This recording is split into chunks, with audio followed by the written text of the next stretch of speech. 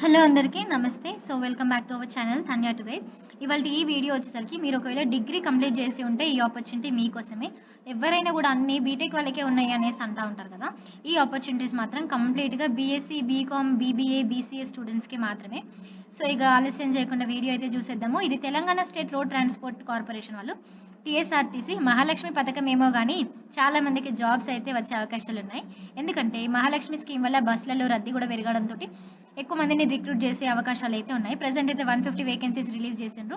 హైదరాబాద్‌లో 26, సికింద్రాబాద్‌లో 18, మహబూబ్ నగర్‌లో 14, మెదక్ 12, నల్గొండ 12, రంగారెడ్డి 12, ఆదిలాబాద్ 9, కరీంనగర్ 15, ఖమ్మం రీజియన్ 9, నిజామాబాద్ 9, వరంగల్ 14 మొత్తం 150 వేకెన్సీస్.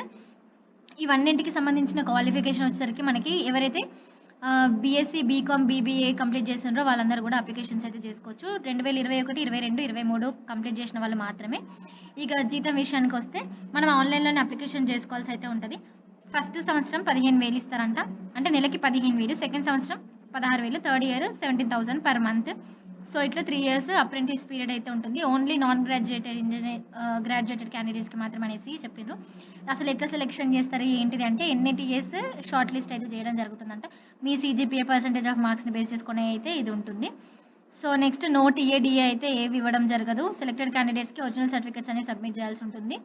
సో 3 డిపోట్స్‌లో కన్సర్న్‌లలో వీళ్ళు సబ్మిట్ చేయాల్సి అయితే ఉంటుంది. ప్రొబేషన్ వచ్చేసరికి 3 ఇయర్స్ ₹100 బాండ్ పైన సిగ్నేచర్ చేసి ఇవ్వాల్సి ఉంటది. అప్రెంటిస్ క్యాండిడేట్ ఇక్కడ చూడండి ₹100 నాన్ జ్యుడిషియల్ స్టాంప్ పైన సిగ్నేచర్ చేయాల్సి ఉంటది అనేసి ఇచ్చిండ్రు. ఇదన్నమాట. మీకెవరికైనా ఇంట్రెస్ట్ గనక ఉంటే అప్లికేషన్స్ అయితే చేసుకోండి. మంచి ఆపర్చునిటీ. ఊర్లలో ఉంది. మా రీజియన్‌లోనే చేసుకుంటా నేను జాబ్ అనేటోళ్ళకైతే ఇది బెస్ట్ ఆపర్చునిటీ అన్నమాట.